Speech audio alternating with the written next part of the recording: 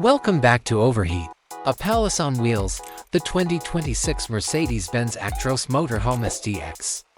Outside, for optimal weight and thermal insulation, the body will be built from lightweight composite materials that are incredibly strong, like aluminum or carbon fiber.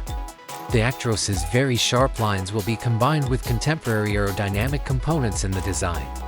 Large windows will offer breathtaking views outside, perhaps with double or triple glazing for insulation.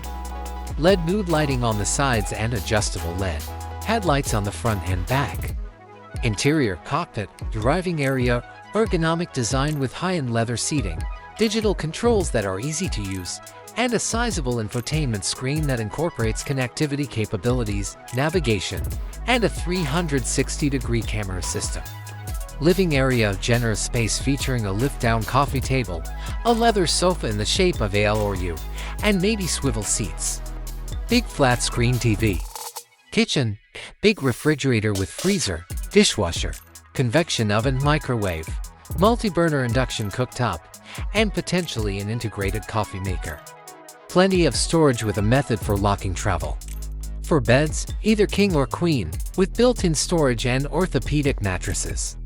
Powered by Mercedes-Benz's most recent generation OM 471 and 473 470th diesel engines, which are probably optimized for maximum torque and fuel economy.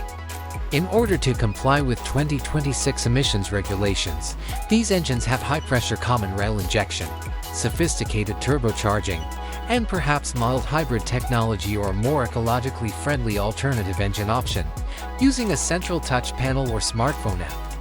This fully integrated smart home system manages lighting, temperature, blinds, entertainment, security, and tank level monitoring, advanced climate system, several separately operated heating and cooling zones, including floor heating available for optimal comfort, an automated system of satellite TV receivers and antennas, either a 5LTE cellular connectivity system with a signal enhancer.